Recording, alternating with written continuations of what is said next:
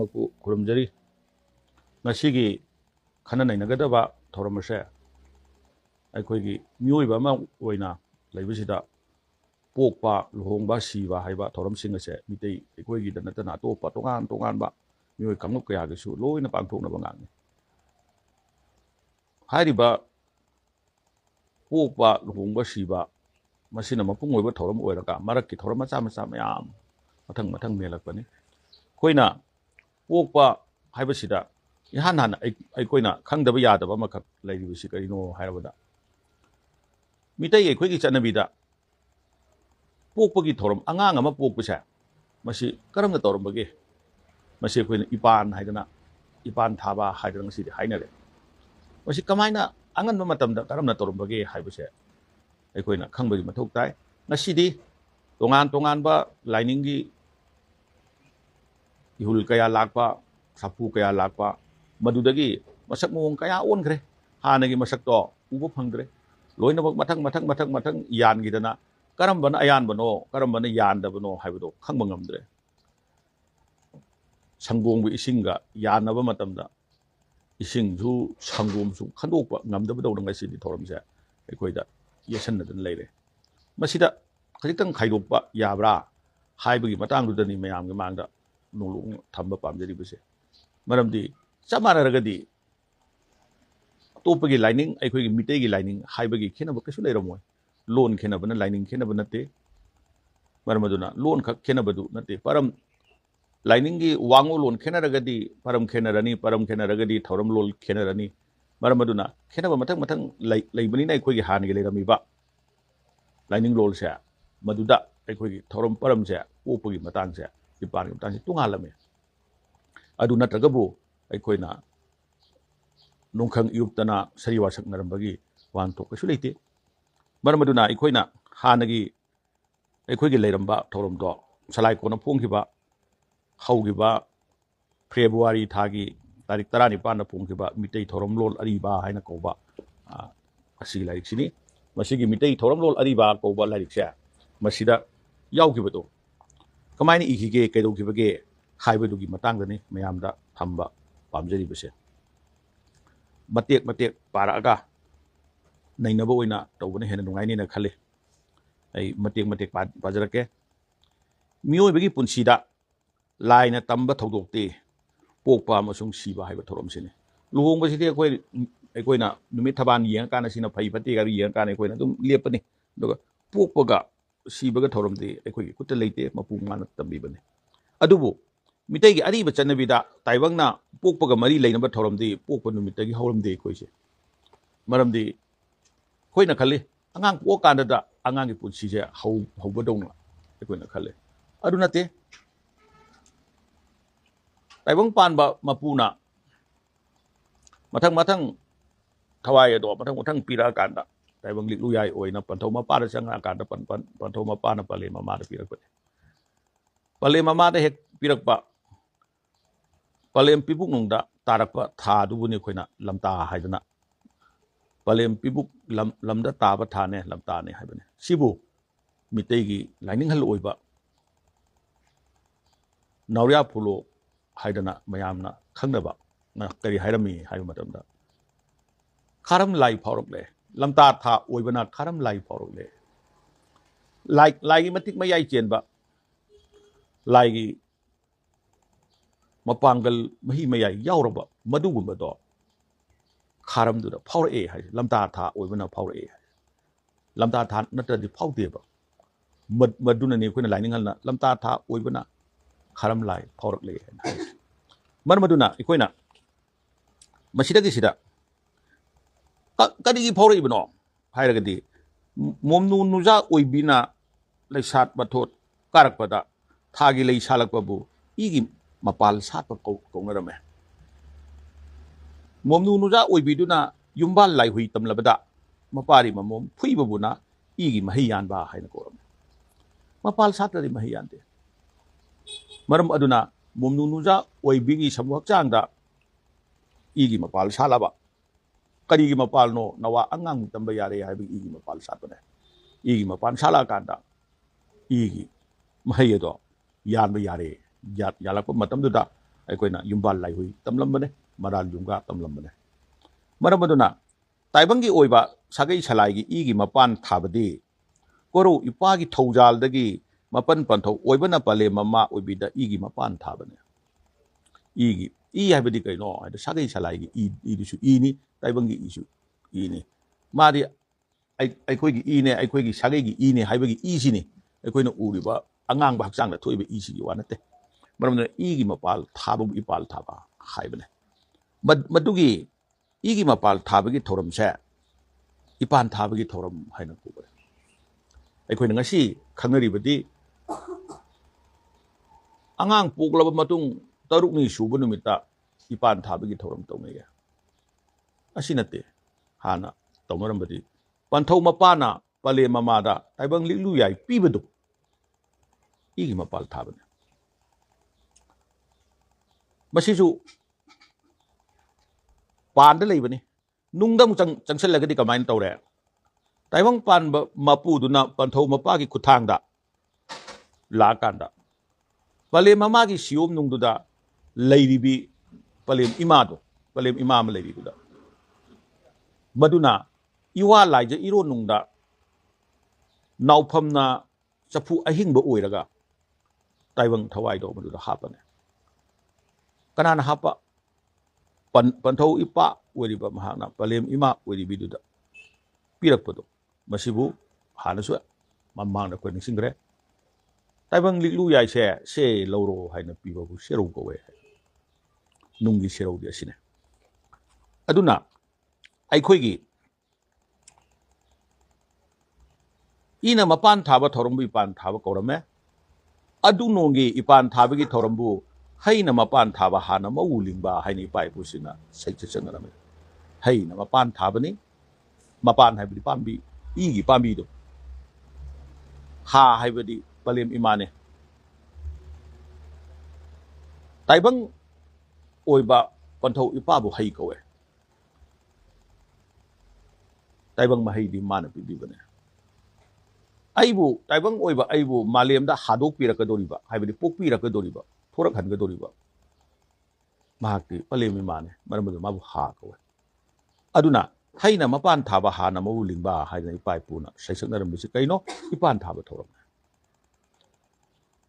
ꯃꯔꯝ ꯑꯗꯨꯅ ꯏꯄꯥꯟ ꯊꯥꯕꯒꯤ ꯊꯧꯔꯝꯗꯤ ꯇꯥꯏꯕꯪ ꯑꯄꯣꯛꯂꯣꯟꯅꯦ ꯃꯁꯤꯒꯤ ꯊꯧꯔꯝꯗꯤ ꯑꯉꯥꯡ ꯅꯋꯥ ꯑꯗꯨꯒꯤ ꯄꯂꯦꯝ ꯄꯤꯕꯨꯛꯅꯨꯡꯗ ꯃꯄꯨ ꯃꯥꯅ ꯊꯥꯕꯨꯝ 9 ꯆꯨꯞꯅ ꯁꯥꯌꯣꯟ 9ꯂꯛ ꯂꯧꯔꯒ ꯄꯥꯡꯕ ꯊꯧꯔꯝ ꯃꯈꯜ ꯑꯃꯅꯤ ꯏꯄꯥꯟꯁꯦ ꯇꯥꯏꯕꯪꯅ ꯏꯄꯥꯟ ꯊꯥꯕ ꯉꯝꯗꯦ ꯊꯥꯔꯤꯗꯤ ꯀꯅꯥꯅꯣ ꯃꯄꯨ ꯃꯥꯅ ꯁꯥꯌꯣꯟ 9 ꯂꯧꯔꯒ ꯊꯥꯕꯨꯝ 9ꯒꯤ ꯁꯥꯌꯣꯟ 9 ꯂꯧꯔꯒ ꯃꯊꯪ ꯆꯨꯞꯅ ꯑꯉꯥꯡ ꯑꯗꯨꯕꯨ ꯆꯥꯎꯅꯕ ꯁꯦꯝꯂꯛꯄꯗꯣ ꯊꯥꯕꯨꯝ 10 ꯍꯦꯛ ꯁꯨꯔꯛꯄ ꯃꯇꯝꯗ ꯑꯉꯥꯡ ꯑꯗꯨ ꯄꯣꯛꯂꯛꯑꯅꯤ 10 ꯁꯨꯕꯗ ꯄꯣꯛꯂꯛꯄꯗꯨ ꯄꯥꯔꯒ 10 ꯁꯨꯕꯗꯨ ꯆꯪꯉꯛꯑꯕꯅꯤꯅ ꯊꯥꯕꯨꯝ 10 ꯍꯥꯏꯗꯅ ꯅꯧꯄꯨꯕꯤ ꯍꯥꯏꯅ ꯄꯂꯦꯝ ꯏꯃꯥꯁꯤꯡꯕꯨ ꯑꯩꯈꯣꯏꯅ ꯁꯩꯊꯥꯔꯝꯕꯅꯤ ꯃꯔꯝ ꯑꯗꯨꯅ ꯇꯥꯏꯕꯪ ꯀꯅꯥꯅ ꯀꯔꯤ ꯃꯇꯤꯛ ꯂꯩꯔꯨꯗꯨꯅ ꯀꯗꯥꯏꯗ ꯏꯄꯥꯟ ꯊꯥꯕ ꯉꯝꯃꯨꯗꯣꯏꯅꯣ ꯊꯥꯅꯅꯕꯒꯤ ꯃꯊꯪ ꯆꯥꯎꯈꯠꯂꯛꯏꯕꯗꯨꯗꯤ ꯀꯅꯥꯅꯣ ꯃꯄꯨ ꯃꯥꯅꯦ ꯑꯩꯈꯣꯏꯅ ꯈꯜꯂꯤ ꯂꯩꯄꯥꯛ ꯂꯩꯇꯪꯒꯥꯏꯗ ꯃꯪꯒꯜ ꯃꯔꯨ ꯑꯃ ꯑꯩꯈꯣꯏꯅ ꯏꯁꯤꯡ ꯇꯧꯔꯒ ꯂꯩꯄꯥꯛꯇꯨꯗ ꯊꯥꯔꯦ ꯃꯇꯣꯟ ꯆꯣꯡꯉꯦ ꯍꯧꯔꯦ ꯄꯥꯜꯂꯦ ꯑꯩꯅ ꯊꯥꯕꯅꯤ ꯍꯥꯏꯅ ꯑꯩꯅ ꯈꯜꯂꯦ ꯍꯣꯏ ꯄꯥꯟꯒꯤ ꯊꯧ ꯑꯗꯨꯗꯤ ꯑꯌꯥꯅ ꯑꯃꯨꯛꯇꯪ ꯇꯧꯕꯅꯦ ꯃꯗꯨꯒꯤ ꯃꯈꯥ ꯇꯥꯕꯗ ꯂꯩꯔꯤꯕ ꯀꯜꯂꯕ ꯂꯩꯇꯪꯒꯥꯏꯗꯨꯗꯒꯤ ꯊꯣꯠꯂꯕ ꯄꯥꯏꯗꯪ ꯄꯥꯏꯕꯗ ꯁꯣꯛꯇꯪ ꯁꯣꯛꯄꯗ ꯄꯦꯛ ꯂꯥꯎꯅ ꯇꯦꯛꯀꯗꯕ ꯃꯌꯣꯟꯗꯣ ꯃꯗꯨꯅ ꯀꯜꯂꯕ ꯂꯩꯇꯪꯒꯥꯏꯗꯨꯗꯒꯤ ꯀꯔꯤꯝꯇ ꯁꯣꯛꯇꯅ ꯀꯔꯤꯝꯇ ꯇꯦꯛꯇ ꯀꯥꯏꯗꯅ ꯊꯤꯡꯒꯠꯍꯟꯕ ꯉꯝꯃꯤꯗꯨ ꯀꯅꯥꯅꯣ ꯃꯄꯨ ꯃꯥꯒꯤ ꯃꯇꯤꯛ ꯃꯌꯥꯏꯅꯦ ꯃꯔꯤ ꯂꯥꯛꯑꯦ ꯃꯅꯥ ꯄꯥꯜꯂꯦ ꯃꯄꯥꯟ ꯁꯥꯠꯂꯦ ꯃꯍꯩ ꯌꯥꯜꯂꯦ ꯀꯅꯥꯅ ꯄꯔꯦꯡꯒꯤ ꯊꯕꯛꯇꯣ ꯀꯅꯥꯅ ꯇꯧꯒꯦ ꯑꯩꯈꯣꯏꯅ ꯈꯜꯂꯤ ꯃꯁꯥ ꯃꯊꯟꯇ ꯇꯧꯔꯛꯄꯗꯧꯅ ꯑꯗꯨꯝ ꯈꯜꯂꯦꯕ ꯃꯁꯥ ꯃꯊꯟꯇꯗꯤ ꯇꯧꯔꯛꯏꯗꯣ ꯃꯅꯨꯡꯗ ꯀꯅꯥꯅꯣꯝ ꯌꯥꯎꯔꯤ ꯍꯥꯏꯕꯅꯤ ꯃꯔꯝꯗꯤ ꯃꯗꯨ ꯇꯧꯔꯛꯅꯕꯒꯤ ꯃꯄꯥꯡꯒꯜꯗꯣ ꯄꯣꯠꯇꯨꯗ ꯍꯥꯞꯇ꯭ꯔꯒꯗꯤ ꯃꯊꯟꯇ ꯀꯔꯤꯁꯨ ꯂꯥꯎꯔꯣꯏ इलेक्ट्रिक वायर से तिंगसु सुई पालसु फ्यूज हापसु ब्लग लेसु सुई जो ओन हेक तौरतिंगरी सुंगान गालोइने मदुमाइना एनर्जी अमखक मनुंगदा चलहंदना तौहलिबा थबक कदानो मपु माननेबा मरमदो थाबु 9 चुमना मपु माना अंगांग नवा अदुबु सेनरगा ताइबंगदा थोकु याननबगी सेमइसे मपु मानने अंगांग अमा सेम मतमदा मिरोनबा मतमदा अइखोइना कैदौई डॉक्टर की मनाक चले हिदाक लांथक चारदना मरक्ता मयादा मांगहनदनबा कमायना तौनी खोटकनी मसामु फन लैननबा ममागी मसामु फनबा अदुदगिदी मचागी मसामु फनबा कमाय तौनी अखोयना होनेयबा पानगी लायेंगने मितैदी नते लाइबु थाजबसिंगदी नुंगपान अनि चले हारिबा डॉक्टर अमायबना अखंग अहिना लायेंगिबा असे मदुदी पानगिनी नुंगददी कैनो अखोयना खोयुम लाइबु खोयरम जबने थाबुम मापन चुम कया कांगलेन खायरमदाइदा अइना अपांबा पारी इसा पिनबियो इमुम लांगलेन पिनबियो हाइना निबसु थाबुम मापन दुगी मनुंग निबने पंथौ मपागा लिरी लियेत नदबा मपू मबेनगा लिरी लियेत नदबा पारी इसा पिनबियो इमुम लांगलेन पिनबियो हाइना निबसु थाबुम मापन दुगन हाइरिबा मयाम सिंसे करमना तौरमगदगे हाइबदो अखोय खमिनबा मथौ ताय थाबुम मापन नाउपुदुना 10 सुबदा ताइबंग फावरकदौरिबा नवा अंगांग अदो ममा मपा ओइबगिदी ममल नाइद्रबा लन्नबा ममने महाकना नुपा ओइना पोकलगना ममा मपादुगी सागै सलाय अदु मखा ताना महाकना समथगदौरिबनी नुपी ओइना पोकलगना कैदौनी सागै अनिगी मफमदा मतिक मंगाल संदोकदोइनी लुरिसे नुपासु लुई अदुबु नुपीसु लुई नुपागिदी सागै अमा खतबने नुपीदी सागै अनिनी मानसलुस मरमदुना नुपीदी मपोक अनि पोए मपामदा लैबा पुन्सी अमा महाकी मवा मपुरोइबगी युमदा लैबा पुन्सी अमा मपोक अनि पोए अदुना angang adubu mama mapa amasung sagay natay pumnamang na yam na haraw tayam angang ado wok karigumba kuyum tawdal panglabadi adugumba angang ado leipa khunai gi natana malemgi oina yaipho porakadaba angang oina taibang phorok pasu yai masi natragasu mahangna maram oiraga masagi sagay natay gi natra leipa khunai gi natana malemgi oina amang ata porakadaba angang oina polok pasu yai ba fatabud ohenbigano थवाय चंबा मिरेला थोय ओहनबियो सगै सलाय ममिंग चत ओहनबियो ममा मपा की मिचत मुफावा माकी पंथौ मपा कनानो वाले ममा कनानो मपू कनानो मबेन कनानो कयुमनो कई सगैनो हाइबद मयामदुना चाउथोक जब ओहनबियो हाइदना पंथौ इपादा मदुबु पुरिबा मतम मतमदुगी खोयुम लाय को निरकपने मरमदुना थाबुन मापन चुपना अंगांग माबु अफबा अमदी असंगबा मरु ओम ओइननबा अखंग हाइसिंग तानबदा नतन खोयुम लाय खुरमबगी चनबी अमा lamdam sida manglam chattagi hawna lerame adugu chanabi adugi makha pona angang aduna miron badagi hawraga taibang phorokwa phawwa khoyum leitai na duna pangthokpagi thorambu ipan thabagi thorambu samna hairabada ipan thabagi thoramase miyoiba amgi khwaidagi maru oiba thoramne taibang malang panda hingliba miyoibagi pokpadagi siba phawbagi thoram punamak ipan thoramsigi makha pona thoram naktane अचंग नत्रग अहाब मी हाइबसे इपान की थोरम लेपकदोरिबनी इपान की theorem हाइबदी थाबु मापन चुपना पांगथोरकदोरि इपान की थोरम नोमखक ngaखक सोनबदुना पांगथोकदब नते मरमदी युम अमगी युमफम थोनबदा थोलेब युमफम अदुगी परिंग तिंग्रिबा मोंगदुदा युम साबने परिंग तिंगब लोइरगदी युम साब लोइरे हाइनै पाइ पुसिन हाइरमे सुमाइना थाबुम मापनदुगी कया लोन मापन ओजेकी था मापनदुगी थोरम मथंग पांगथोखबा लोइरगदी युम सारबने अंगांग अदो इपान थारबने मरमदुना अइना युम सा मतमदा परिंग हुनग्रिबदो अदु हुनग्रिबदु थुगाइरगा युम सा यारोय स्वाइदगी सिबाव सांगबा स्वाइदगी सिबाव पाकपा हाइना तोरमदु तोरगा परिंग अमा तिंगबा साबना अमा सारगदी परिंग तिंगबगी वानथोक लेते अदुना अइना सानिंगिबा मोंगदुदि करिदा लेपे परिंग तिंगबदि लेपे इपान थाबगी थोरमदि परिंग तिंगबगी थोरम अदुगु फौमा फजना हवनगे पालनगे हाइरगदी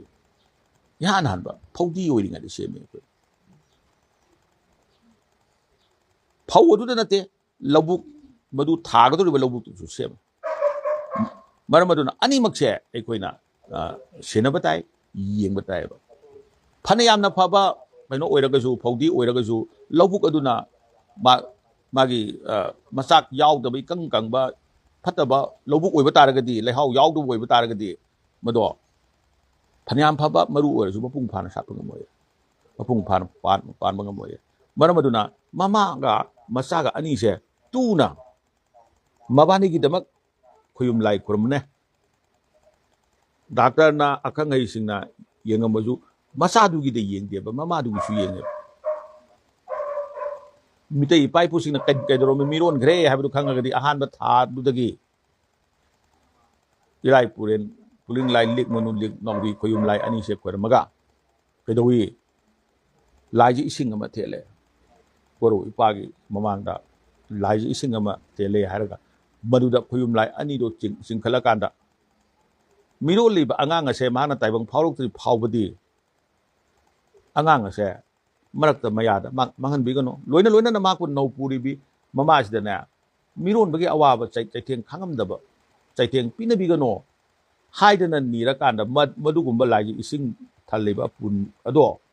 มาดูมีรุ่นบีนุปีดูกีคลิปกันดับพมุงดูกีมาขาดอ่ะไอ้เด็กกังโทลดูกีมาขาดอ่ะอีสิ่งอะดอทำให้คุยดูมาปาด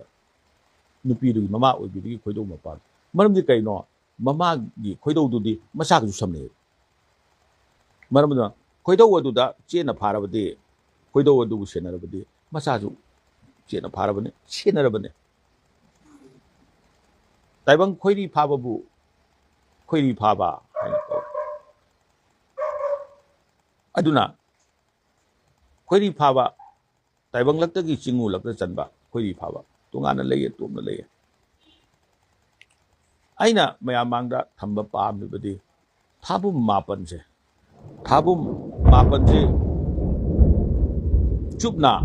มาเลมามากีคุยดูมาปาดะอีสิ่งปุ่นตุทามีท้าคุดิ้งกีมาดูกังหันดันนะบมามาดูอีสิ่งให้อ่างๆกันตัวนั้นแต่บางเฮกปูลาบัดดีมาปันสุรกันดะเฮกเห็นตัวรักดีอ่างๆกันตัวนั้นแต่บางเฮกเฝ้ารักกันดีมาดูดะทำให้อีสิ่งปุ่นตัวเล่าทุกไปอย่างไรมาชินะสิ่งดูนั่นใครกันฮะลีอ่างดูนั่นนั่นน่ะพอเลยมามาอุยบีมาคุณเอาปุริบดอมาดูกิสุอันนี้โทษนะกันเนี่ยมาเสียคุยปรามสิดาหุ่นจุกตรงนั้นสิดาว่าตันเลยหัวเราบ้าเจ้าปรามมาดูตะกี้ที่มีโรเล่มีโรลบ้ามาทำอาหารมันเอาปูถาดดีจิงหูหุ่งกูบ้าปันเท่าอีปากานงปกเลยมาลิกลูงานบีพอเลยอีมากระดานุมิตทบานะพระบ้าไม่เยียงแล้วก็นปูริบอ่างนาวาอดูกีมามาปานะสมังมาทบุงนั่นตะกมังกรขึ้นจงหลังดานปูริบอ่างนาวาอดัวแต่บางมารู้สังบะเห็นบิกตบันนี้ให้ระดับมานะคนละไหมก็รู้มันทำได้ไพ่บกกระดาให้ไปกินกับสิ่งเอามาเริ่มดีอันนี้มีโรลฉลามก็ดีก็ไม่ตัวนึงก็ดีไพ่บกกระดาಅದು ಫೈವ್ ಹೋಗ್ತಾ ನಮ್ಮ ಕರೀತಾವ ಅದಕ್ಕೆ ಹೈಬನೆ ಸಿಂಗ್ಬದು ಕೊರಂಬದು ಯಾವ್ರಿ ಮಸಿದಿ ಆಹಾರ ಮನ ಪು ಥಾಸಿದಿ ಅಂಗಾಂಗ್ ಫೈವ್ ಓಯ್ನ ಪೋಕ್ತನ ಬಸು ಉರೆ ಪಾಬ ಇಪಾ ಅತೂನ್ ಪುನ್ಸಿಬ ಉರೆ ಪಾಬ ಇಪಾಸಿ ಸಲೋನ್ ಅಹುಮ್ ಲವೆ ಅದುಗಿ ಮನುಂದ ಅತೂನ್ ಪುನ್ಸಿಬ ಕೌಬ ಸಲೋನ್ ಅಮ ಲವೆ ಮಂಗೊಂದ ಹೈರಾಂಗ್ ನೈರಾಂಗ್ ಕನ್ನ ತುಂಗಾನ ಕೊರಮೆ ಸಿನಾ ಥಾಬುಮ್ ಆಹಾರ ಬಗಿನಿ ಅನಿ ಸುಬ ಥಾಬುಮ್ದನลุงก็ว่าบรรเทาอิปากากระเจียงมิสังเลมบีปะเลมอิมากระดะนุมิทบานะพะบะมะเยียงละกะนองปุริบะอ่างนาวะอดุกิมามาปานะสุมังมะทกุงนะตะกะมังกอนขึ้นจงหลังดะนองปุริบะอ่างนาวะอดุนะปะเลมมากิสิยมนุงดะลายจะอิโรนุงดะอิรักนะตะกะเสียนบีกะนอไฮดะนะปุรุมจะบะนี่แต่บางกีสมุทรดะกะอิดะโจบะอีปาอิเรลปุงดะอิรักนะบะมีอิรักนะสีบะมียามเดียบะมารักตะมายาดะมังดะนะสีริมยามสิดีสีริบะนะตะหาโตปะสุยาวเรเนมะจาโตโก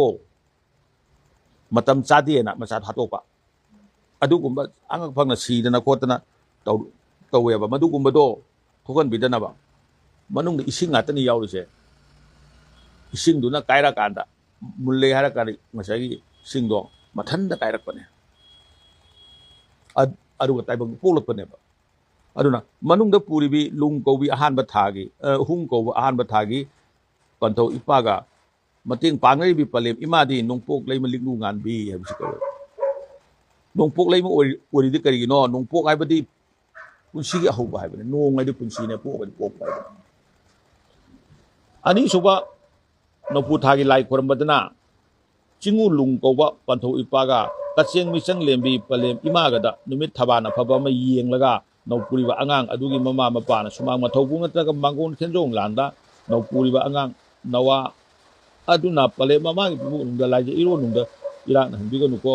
ꯄꯂꯦꯝ ꯏꯃꯥ ꯅꯪꯅ ꯁꯦꯟꯅꯕꯤꯌꯨꯀꯣ ꯍꯥꯏꯔꯒꯅ ꯃꯥꯅ ꯁꯦꯟꯅꯕꯤꯅꯕ ꯑꯩꯈꯣꯏꯅ ꯈꯣꯏꯔꯝꯃꯤ ꯑꯍꯨꯝꯁꯨꯕ ꯊꯥꯗꯅ ꯊꯌꯨꯝ ꯀꯧꯕ ꯄꯟꯊꯧ ꯏꯄꯥꯗ ꯈꯣꯏꯔꯝꯃꯤ ꯄꯂꯦꯝ ꯏꯃꯥꯅ ꯁꯟꯅ ꯈꯨꯃꯨꯛ ꯈꯨꯝꯇꯣꯟ ꯂꯦꯝꯕꯤ ꯀꯧꯋꯦ ꯃꯗꯨꯗ ꯑꯍꯨꯝꯁꯨꯕ ꯊꯥꯁꯦ ꯃꯁꯤꯗ ꯑꯉꯥꯡ ꯅꯋꯥ ꯃꯥꯒꯤ ꯃꯃꯥ ꯃꯄꯥ ꯑꯅꯤꯗꯨꯅ ꯆꯤꯡꯎ ꯊꯌꯨꯝ ꯅꯠꯇ꯭ꯔꯒ ꯄꯂꯦꯝ ꯏꯃꯥ ꯁꯟꯅ ꯈꯨꯃꯨꯛ ꯈꯨꯝꯇꯣꯟꯕꯤ ꯀꯧꯋꯦ ꯃꯁꯤꯒ ꯑꯅꯤꯁꯤꯅ ꯃꯄꯥꯔꯤꯗꯣ ꯃꯗꯨꯅ ꯄꯥꯝꯃꯤꯕꯗꯣ ꯅꯨꯄꯥ ꯄꯥꯝꯃꯒ ꯅꯨꯄꯥ ꯄꯤꯕꯤꯌꯦ ꯅꯨꯄꯤ ꯄꯥꯝꯃꯒ ꯅꯨꯄꯤ ꯄꯤꯕꯤ ꯑꯍꯨꯝꯁꯨꯕ ꯊꯥ ꯃꯔꯤꯁꯨꯕ ꯊꯥꯗꯤ ꯈꯌꯥꯏ ꯀꯧꯕ ꯆꯤꯡꯎ ꯏꯄꯥꯅꯦ ꯃꯍꯥꯛꯅ ꯂꯤꯛꯂꯨ ꯂꯤꯇꯨꯡ ꯂꯦꯝꯕꯤ ꯀꯧꯕꯤ ꯄꯂꯦꯝ ꯏꯃꯥ ꯄꯥꯟꯅꯩꯌꯦ ꯄꯂꯦꯝ ꯏꯃꯥꯗꯨ ꯄꯥꯟꯅꯔꯀꯥꯟꯗꯅꯦ ꯅꯋꯥ ꯑꯉꯥꯡ ꯑꯗꯣ ꯇꯦꯡꯂꯧ ꯃꯁꯛ ꯍꯦꯟꯕ ꯄꯨꯟꯁꯤꯕ ꯅꯨꯡꯁꯥꯡꯕ ꯄꯤꯅꯕꯤꯌꯨ ꯍꯥꯏꯅ ꯈꯣꯏꯔꯝꯃꯦꯕ ꯁꯨꯃꯥꯏꯅ ꯇꯧꯗꯅ ꯃꯉꯥꯁꯨꯕ ꯅꯧꯄꯨ ꯊꯥꯗ ꯆꯤꯡꯎ ꯊꯥꯅꯨꯡ ꯀꯧꯕ ꯄꯟꯊꯧ ꯑꯃ ꯈꯣꯏꯔꯝꯃꯤ ꯊꯥꯅꯨꯡ ꯍꯥꯏꯕ ꯍꯥꯏꯔꯤꯕ ꯄꯟꯊꯧ ꯏꯄꯥꯗꯣ ꯃꯍꯥꯛꯀ ꯂꯣꯏꯅꯔꯤꯕꯗꯤ ꯀꯩꯅꯣ ꯂꯤꯌꯥꯏ ꯂꯤꯅ ꯂꯤꯍꯦꯟꯕꯤ ꯂꯤꯌꯥꯏ ꯂꯤꯅ ꯂꯤꯍꯦꯟꯕꯤ ꯀꯧꯕꯤ ꯄꯂꯦꯝ ꯏꯃꯥꯁꯤꯒꯅꯦ ꯄꯨꯟꯅ ꯂꯨꯍꯣꯡꯉꯤ ꯍꯥꯏꯕ ꯋꯥꯔꯤ ꯂꯥꯛꯑꯦ ꯃꯗꯨꯅ ꯄꯨꯟꯅ ꯁꯨꯃꯥꯏꯅ ꯇꯧꯗꯅ ꯑꯅꯤꯗꯣ ꯂꯩꯔꯛꯄ ꯈꯣꯠꯂꯛꯄ ꯑꯃꯠꯇ ꯑꯣꯏꯔꯛꯄ ꯃꯗꯨꯗꯒꯤꯗꯤ ꯑꯉꯥꯡ ꯅꯋꯥꯗꯨꯅ ꯄꯂꯦꯝ ꯃꯃꯥꯒꯤ ꯁꯤꯌꯣꯝꯅꯨꯡꯗ ꯈꯣꯏꯔꯤ ꯂꯤꯟꯗ ꯆawꯣꯠ ꯆꯅꯩ ꯅꯍꯟꯕꯤꯗꯅꯕꯒꯤ ꯈꯣꯏꯔꯝꯕꯁꯦ ꯇꯤꯟꯌꯦꯠ ꯂꯥꯏꯌꯦꯠ ꯅꯍꯟꯕꯤꯗꯅꯕ ꯃꯥꯅ ꯇꯥꯏꯕꯪ ꯐꯥꯎꯔꯛꯄꯗ ꯄꯂꯦꯝ ꯃꯃꯥ ꯄꯣꯛꯃꯥꯕꯤ ꯄꯟꯊꯧ ꯃꯄꯥ ꯄꯣꯛꯃꯥꯕꯒ ꯇꯤꯟꯌꯦꯠ ꯂꯥꯏꯌꯦꯠ ꯅꯍꯟꯕꯒꯤ ꯈꯣꯏꯔꯝꯕꯁꯤ ꯀꯔꯤꯅꯣ ꯃꯉꯥꯁꯨꯕ ꯊꯥꯗ ꯈꯣꯏꯔꯝ ꯃꯁꯤꯗꯤ ꯍꯥꯏꯗꯣꯛꯄꯒꯤ ꯊꯧꯔꯝꯁꯤꯡꯁꯤꯗꯤ ꯑꯃꯥꯏꯕ ꯑꯃꯅ ꯇꯧꯅꯩꯌꯦ ꯍꯥꯏꯗꯣꯛꯄꯒꯤ ꯅꯠꯇꯕ ꯑꯌꯦꯠꯄꯒꯤ ꯍꯥꯏꯗꯣꯛꯄꯒꯤ ꯅꯠꯇꯕ ꯊꯧꯔꯝꯁꯤꯡꯁꯦ ꯁꯤꯗꯤ ꯃꯁꯥ ꯃꯁꯥꯅ ꯑꯗꯨꯝ ꯈꯣꯏꯔꯝꯅꯩꯌꯦ ꯃꯔꯝ ꯑꯗꯨꯅ ꯄꯟꯊꯧ ꯃꯄꯥꯒ ꯄꯂꯦꯝ ꯃꯃꯥꯒ ꯃꯔꯝꯗꯤ ꯄꯣꯛꯀꯗꯧꯔꯤꯕ ꯑꯉꯥꯡ ꯑꯗꯨꯒꯤ ꯄꯟꯊꯧ ꯃꯄꯥꯒ ꯄꯂꯦꯝ ꯃꯃꯥꯒ ꯑꯗꯨꯝ ꯈꯣꯏꯔꯝꯕꯁꯨ ꯌꯥꯔꯦ ꯃꯤ ꯎꯗ꯭ꯔꯁꯨ ꯌꯥꯏꯑꯕ ꯑꯗꯨꯒ ꯈꯥꯏꯗꯣꯛꯄꯒꯤ ꯊꯧꯔꯝꯗꯤ ꯀꯩꯗꯧꯕꯒꯤ ꯅꯦꯛꯏꯅꯣ ꯍꯥꯏꯔꯒꯗꯤ ꯐꯠꯇꯕ ꯄꯣꯠ ꯂꯧꯊꯣꯛꯀꯗꯣꯏꯅꯤ ꯐꯠꯇꯕ ꯄꯣꯠꯇꯣ ꯃꯥꯅ ꯄꯨꯔꯒ ꯆꯠꯈꯤꯗꯣꯏꯅꯦꯕ ꯃꯥꯅ ꯊꯝꯃꯝꯗꯣꯏ ꯅꯠꯇꯦ ꯃꯔꯝ ꯑꯗꯨꯅ ꯃꯗꯨꯒꯤ ꯆꯠꯈꯤꯗꯕꯗꯣ ꯃꯗꯨꯒꯤꯗꯃꯛꯇ ꯑꯩꯈꯣꯏꯅ ꯀꯩꯗꯧꯏ ꯍꯥꯏꯕ ꯃꯇꯝꯗ ꯑꯃꯥꯏꯕ ꯑꯃ ꯇꯣꯉꯥꯟꯅ ꯅꯦꯛꯄꯅꯤ ꯇꯔꯨꯛ ꯁꯨꯕ ꯅꯧꯄꯨ ꯊꯥꯗꯤ ꯊꯥꯇꯧꯕꯤ ꯀꯧꯕꯤ ꯄꯟꯊꯧ ꯏꯄꯥ ꯃꯥꯅ ꯍꯩꯅꯨ ꯁꯤꯟꯁꯤ ꯂꯥꯛꯄꯤ ꯄꯂꯦꯝ ꯏꯃꯥꯒ ꯑꯅꯤꯅ ꯊꯕꯥꯟ ꯑꯐꯕ ꯏꯃꯥ ꯌꯦꯡꯂꯒ ꯅꯧꯄꯨꯔꯤꯕ ꯑꯉꯥꯡ ꯅꯋꯥ ꯑꯗꯨꯒꯤ ꯃꯃꯥ ꯃꯄꯥꯅ ꯁꯨꯃꯥꯡ ꯃꯊꯧꯕꯨꯡ ꯅꯠꯇ꯭ꯔꯒ ꯃꯥꯡꯒꯣꯟ ꯈꯦꯟꯖꯣꯡ ꯂꯥꯟꯗ ꯑꯗꯨꯝ ꯈꯣꯏꯔꯝꯃꯤ ꯑꯃꯥꯏꯕ ꯌꯥꯎꯗ꯭ꯔꯁꯨ ꯌꯥꯔꯝꯃꯤ ꯊꯧꯔꯝ ꯑꯁꯦ ꯅꯧꯄꯨꯔꯤꯕ ꯅꯋꯥ ꯑꯉꯥꯡ ꯑꯗꯨꯒꯤ ꯍꯥꯟꯅ ꯂꯩꯔꯝꯕ ꯑꯃꯗꯤ ꯀꯣꯟꯅ ꯂꯥꯛꯀꯗꯕ ꯑꯄꯟ ꯑꯌꯦꯠ ꯀꯨꯝꯕ ꯈꯥꯏꯗꯣꯛꯅꯕ ꯑꯃꯗꯤ ꯑꯉꯥꯡ ꯅꯋꯥ ꯑꯗꯨꯅ ꯇꯥꯏꯕꯪꯗ ꯄꯣꯛꯂꯛꯄꯗ ꯃꯃꯥ ꯃꯄꯥ ꯑꯃꯁꯨꯡ ꯑꯉꯥꯡ ꯃꯁꯥꯗꯨꯗ ꯑꯋꯥꯅ ꯇꯥꯍꯟꯗꯅꯕ ꯈꯣꯏꯔꯝꯕꯒꯤ ꯊꯧꯔꯝ ꯑꯃꯅꯤ ꯃꯔꯝ ꯑꯗꯨꯅ ꯇꯔꯨꯛ ꯁꯨꯕ ꯅꯧꯄꯨ ꯊꯥꯒꯤ ꯊꯧꯔꯝꯗꯁꯨ ꯑꯃꯥꯏꯕ ꯑꯃꯅ ꯈꯥꯏꯗꯣꯛ ꯈꯥꯏꯖꯤꯟ ꯇꯧꯒꯗꯕ ꯌꯥꯎꯔꯕꯅꯤꯅ ꯑꯃꯥꯏꯕ ꯑꯃ ꯅꯦꯛꯇ ꯇꯧꯍꯜꯂꯦ ꯁꯤꯗꯁꯨ ꯁꯨꯃꯥꯏꯅ ꯇꯔꯦꯠ ꯁꯨꯕ ꯅꯧꯄꯨ ꯊꯥꯗꯤ ꯀꯩꯗꯧꯔꯦ ꯅꯨꯃꯤꯠ ꯊꯕꯥꯟ ꯑꯐꯕ ꯑꯃ ꯌꯦꯡꯉꯒ ꯊꯧꯔꯝꯗꯣ ꯄꯥꯡꯊꯣꯛꯄꯅꯤ ꯃꯗꯨꯗꯅ ꯑꯉꯥꯡ ꯅꯋꯥꯗꯣ ꯍꯌꯦꯡ ꯇꯥꯏꯕꯪ ꯐꯥꯎꯔꯛꯂꯕꯗ ꯃꯃꯤꯡ ꯆꯠꯄ ꯍꯥꯏꯁꯤ ꯂꯣꯏ ꯄꯥꯝꯅꯩꯅꯤ ꯐꯥꯎꯕ ꯍꯥꯏꯁꯤ ꯂꯣꯏ ꯄꯥꯝꯅꯩꯑꯕ ꯇꯥꯏꯕꯪ ꯐꯥꯎꯔꯛꯄꯗ ꯑꯐꯕꯒꯤꯗꯃꯛ ꯃꯤꯡꯆꯠ ꯃꯤꯡꯐꯥꯎ ꯉꯝꯍꯟꯕ ꯑꯣꯏꯍꯟꯕꯤꯌꯣ ꯍꯥꯏꯅ ꯈꯣꯏꯔꯝꯃꯤ ꯐꯠꯇꯕꯒꯤ ꯃꯃꯤꯡ ꯆꯠꯄ ꯅꯠꯇꯕ ꯑꯐꯕꯒꯤꯗꯃꯛꯇ ꯃꯃꯤꯡ ꯆꯠꯄ ꯃꯤꯡꯆꯠ ꯃꯤꯡꯐꯥꯎ ꯉꯝꯕ ꯑꯃ ꯑꯣꯏꯍꯟꯕꯤꯌꯣ ꯍꯥꯏꯗꯨꯅ ꯈꯣꯏꯔꯝꯕꯅꯤ ꯃꯊꯪꯗ ꯅꯤꯄꯥꯟ ꯁꯨꯕ ꯅꯧꯄꯨ ꯊꯥꯗꯅ ꯊꯌꯥꯏꯂꯦꯟ ꯀꯧꯕ ꯄꯟꯊꯧ ꯏꯄꯥꯒ ꯍꯤꯌꯥꯡꯂꯩ ꯃꯍꯤ ꯇꯣꯏꯕꯤ ꯀꯧꯕꯤ ꯄꯂꯦꯝ ꯏꯃꯥꯒ ꯑꯅꯤꯕꯨ ꯅꯨꯃꯤꯠ ꯊꯕꯥꯟ ꯑꯐꯕ ꯑꯃ ꯌꯦꯡꯂꯒ ꯅꯧꯄꯨꯔꯤꯕ ꯑꯉꯥꯡ ꯅꯋꯥ ꯑꯗꯨꯒꯤ ꯃꯃꯥ ꯃꯄꯥꯅ ꯁꯨꯃꯥꯡ ꯃꯊꯧꯕꯨꯡ ꯅꯠꯇ꯭ꯔꯒ ꯃꯥꯡꯒꯣꯟ ꯈꯦꯟꯖꯣꯡ ꯂꯥꯟꯗ ꯈꯣꯏꯔꯝꯅꯔꯝꯃꯦ ꯅꯤꯄꯥꯟ ꯁꯨꯕ ꯅꯧꯄꯨ ꯊꯥꯁꯤꯗꯗꯤ ꯅꯧꯄꯨꯔꯤꯕ ꯑꯉꯥꯡ ꯑꯗꯨꯒꯤ ꯃꯃꯥ ꯃꯄꯥ ꯑꯅꯤꯗꯨꯅ ꯆꯤꯡꯎ ꯊꯌꯥꯏꯂꯦꯟ ꯀꯧꯕ ꯅꯤꯄꯥꯟ ꯁꯨꯕ ꯊꯥꯁꯤꯕꯨ ꯁꯦꯟꯅꯔꯤꯕ ꯃꯄꯨ ꯑꯃ ꯂꯩꯌꯦ ꯍꯥꯏꯔꯤꯕ ꯊꯌꯥꯏꯂꯦꯟꯁꯤꯒ ꯍꯤꯇꯣꯡ ꯂꯩꯃ ꯍꯤꯊꯣꯏꯕꯤ ꯀꯧꯕꯤ ꯄꯂꯦꯝ ꯏꯃꯥꯒ ꯑꯅꯤꯗꯨꯅ ꯃꯈꯣꯏ ꯑꯅꯤꯕꯨ ꯈꯣꯏꯔꯝꯕꯗ ꯀꯥꯟꯅꯩ ꯉꯁꯥꯏꯒꯤ ꯃꯃꯥꯡꯒꯤ ꯑꯩꯅ ꯄꯜꯂꯤꯕ ꯑꯗꯨ ꯈꯛ ꯅꯠꯇꯅ ꯃꯣꯏ ꯑꯅꯤ ꯈꯣꯏꯔꯝꯃꯒꯁꯨ ꯀꯥꯟꯅꯩ ꯍꯥꯏꯕꯒꯤ ꯋꯥꯈꯜꯂꯣꯟ ꯑꯃꯗ ꯍꯥꯏꯅꯗꯅ ꯑꯅꯤ ꯈꯣꯏꯔꯝꯕꯁꯨ ꯌꯥꯎꯋꯦ mapan subat thadi thapuk pi ko ba banthau ipa bu kharame mahakna jingu satheng silak pi palem imaga numit thabum afaba mama yenglaba matungda naupuri ba angang ado mana taibang mathau gung nataga mangun thenjong lang da polok pani hanadi mi sibaju imung da to holamde pokpasu imung da to holamde ko pokpasiba ani do tungan to holamne aduna kogi tungana tawraktana leirakpanina kamain tawre kogi mapan suba tha sibu senarakpadadi jingu satheng silakpi ima bu khurambani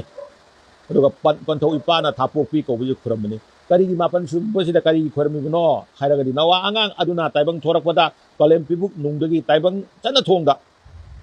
dan bina bu khurambani kalem mama gisu angang nawa do maku taibang da thorakku matamda magi extra oiba magi power khara mapangal khara hapiu hairagana khuyum daidani natagadi mana pupa ngamoidoineba chumna habu mapanji chumna khurama kanda kari tawre angang du khoiri ka ani khoiri taiba angang do tapu ahin bam da hapa kanda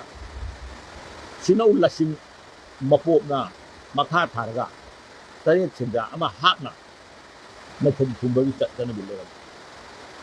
nupa gi yeta nupi gi oida thumumane marmaduna koina haiba mama mapasin oiribasin aduna habu mapan chumna khoyamgadawni haibagi wakhalon se khangadreba kanamta mama mapadu natana mapu moben oirakadu idusu khangadreba marmaduna hariba mayamado naupham phuma kanda chapu ahimbada hape hojiki chapu ahimbada hapaga naupham phumagi chanabi se mangre ni mambi chapu chumni chapu du mayam mai ikudu ngata thueba maramna madu chapu du mangi badagi koina naupham phumagi thabak to madumai tawdana tawre tawrakpajira la tu hapna hai lei tawrakanda ai koina naupham du nupa ni yeta nupi noida phume masida ma tawme masagi thabum mapan chupna angang adubu senabi kibi palem ima mapan panthau ipa mapan do muisu moina khoyum mathau phajana pangakpadagi angang nawa se taibang panda pola abani hairadana makoigi mafamda palem mapan panthau mapan na thaugan bibadagi pola abani haidana moida kurum jabagi nungai ba phongdokpagi saruk ama yawa madugi tawrakanda nauphumdu phume karigi leibakta phumano hairagadi mahakna angang nawa adugi ihan hanba masado karino oire panda thorakpadadi masagi nauphumdu oirineba masadagi tonga leise mado palem imada katle kara palem ima malem imada karigi malem ima sidagi thorakpa mayam duneba mana sadana tawrakadoi sadana thakta tawrakadoi ba mayam ji mana tawrakadoi ngaktrina hai palasu malima dagini lai salasu malima dagini mai marungju malima dagini isin nungsung loina bang malima dagini ba maramadu naupham phumbadu da mayamadugi mahut chinna tare chenja mangu bina sen kong daraga naupham phume naupham phumbadu da mahaku kanada khorame pitai khom dai bi ima bu tai ne ye nimitu da pi bu tai na ba khomlang bu tai na ba palem ima male mahaku di kaino khamnung langon leimagi sayone ko khamnung langon leibaje koina khamnung ki koi lawon bi gaina kawudana tawrege paki de ki greba khoje ko asi bagi lai do no khalleba khamnung ngai de kham aroi bagi manung haibadi ahau bagi su aroi belai aroi bagi su aroi belai maramaduna hariba taibang na uriba taibang na thengnade sidi taibang oibani ne yang gawe sina yang nung ni amno khamnung ne khamnung yang nung khai asumna leiriba paramasida la kanda ekoina angang ado nauphum da phumba heng oibadagi di thoram loire angang adu ni thoram loire masigi matungda pangthokpa thoram singdi โกนนะพัฒนาบะ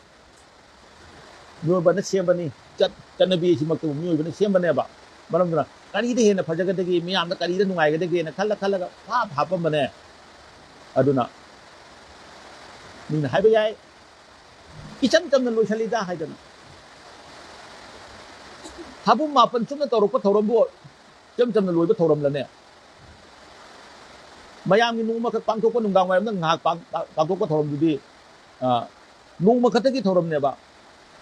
พยายามจ้องนั้นตัวรู้นุ่งมาคัตกี้ทรมเนี่ยบะมันมันพวกมันรู้อะไรเตี้ยบะมาทำจังก็สุดเลยเตี้ยรู้ก็สุดเลยเตี้ยมามุกอะไรตัวบะชีวิตยามทุยบะก็ชีวิตก็รุ่งนุ่งกาบที่ทุยบะมีเตี้ยคือจันนบีเลยฮินดูชนะจันนบีเลยมันใจมันจังยาसरग योबदा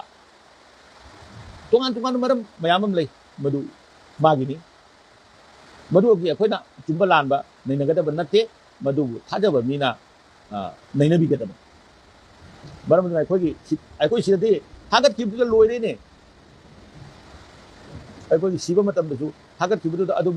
लोइरेबा मरम मधु अखोइगिदि ngसाइगी मरक्तो पोलकपदगिना आबु पुबिगदुदि कनानो पिताई खोमदाइबि इमाना पुबिबने पिताई खोमदाइबि इमादि कनानो महौ लाइरेमबिने कनानो मंगोनदि पुनमक हौबा महौ लाइरेमबिबु हाउलैमा कवे हाउलैमा हाइबदि हाउलैमा हाइबने हाउलैमा highway कनानो मालेमि माने सम करिगि पुरिनो हाइरदि सम करिगि पुरिनो हाइरदि कमायना लाखपगे हम तोमा कोरौगा मालेमगा अनि समनबने कोरौगी मसेक मंगाना मालेमदा ताये मालेमदा मयाम जे हौवे पारी मचा हिंगे ममोम लांगलेल हिंगे मधु मसु हिंगे मरमदुना हे हौलै म पलेम इमाओ पलेम नि समनुंदा करी करी यावबगेने हाइबा मतमदा पंथौ नपासु यावे पारी इचासु यावे इमोम लांगलेन सु यावे हाइना येंगहल्ले यीना काददि लुइना याव लेरमे हाइदि कैनो मालेम इमा सिदा पंथौ इपागी मंगाल जु ताये मपारी जु हिंगे मचा जु हिंगे मधु मसु जु लुइ हौलै म इमाबु याम साथीबा लाइ दौना लमलै म दौना इकुना खल्ले अदा हौलै म संपुबि ओंगबा तारगदि इसमदु याम साथी गरे ओंगनि दुदि ओंगबदा साथी बुदुदि करिनो लमलै मने हौलै मनति हौलै मदि पलेमि माने मालेमि माने मयाम नसी हौलै मनि हारगा मनसिंलागी वारी तबुंगबगी करी करा वारी लाकपा चिंदाई निथौगी वारी लाकपा खेलेमबगी वारी लाकपा मदुदि कोना ताइबंगना हापा हौलै मनेबा इंगे लेगी वारी द यावरिबा वारी दो मदुदि कोना ताइबंगना हापा ताइबंगी वारी हौलै मनेबा खोयुम लागी नते असिना खोयुम लाइदे हौलै म कनानो हारगदि मालेमि मासिनो मालेमि मागी समदै खोइ म्याम हापी दनै खोइ नुगाइनि हिंगिनिने अदुना हारिबा परम सुसे खोइ खंसि अदुना इसिगिदि खोइगी सुमाइ तौदना थाबु मापन चुमना थौरम तौरकदो मधुदा पुरैबा थाबु मापन पुरैबा पंथौ उपा मापन दो मधुबु लाइपुक निंथौ मापन कवे लाइपुक थौ मापन हनेये पलेम इमा मापन दो पलेम इमा मापन ने अखोइना लाइपुक थौ मापन आइना हाइरा कादे अखोइना उमंग लाइ मापन दौना खले उमंग लाइ मापन न तोंगाले उमंग लाइ दि नोंमु हेंगले ने हुजु चहुम बुमगा ओरम चामि यौखले ने अदुगी उमंग लाइ दु नते लाइपुक थौ मापन हाइबदि थाबु मापन नौ पुरकपदा पुरकपा पंथौ उपा मापन दुनी अदुगा कोइगी सलाई मापन द लैबा पंथौ उपाना अमुक तुंगान बने दुना सलाई मापन दा लैबा सगै सलाई पुरैबा सगै सलाई अपोकवा पोकपी सलाई पुको ओइबदो मदुदी तरिय खतनेबा सलाई पुको तरिय ने सलाई पुको ओइबी इवेंट सिंगु तरिय खतनेबा अनि जे सन्नैबा को अदु मसे अखोइना खंबा ताइ लोइना अखोइना यामना मथौ अमा तारिसे करिनो हाइ मतमदा अंगांग इपान थाबा हाइबसुदी अंगांग मिरोन बदैना अंगांग पोपो निमितो अदु भाउगी थोरम हाबुम तारा ꯆꯪꯅ ꯄꯥꯡꯊꯣꯛꯄꯅꯤ ꯍꯥꯟꯅꯒꯤ ꯃꯃꯥꯡꯗ ꯂꯩꯔꯝꯕꯗꯨꯅꯤꯀꯣ ꯑꯗꯨꯒ ꯉꯁꯤꯒꯤꯁꯤꯅ ꯇꯣꯉꯥꯟꯕ ꯑꯃꯅꯤ ꯁꯤ ꯍꯥꯏꯔꯒ ꯉꯁꯤꯒꯤꯗꯤ ꯁ꯭ꯋꯥꯏ ꯃꯇꯥꯡꯁꯤ ꯂꯣꯏꯁꯤꯜꯂꯁꯤ ꯃꯌꯥꯝ ꯄꯨꯝꯅꯃꯛ ꯈꯨꯔꯨꯝꯖꯔꯤ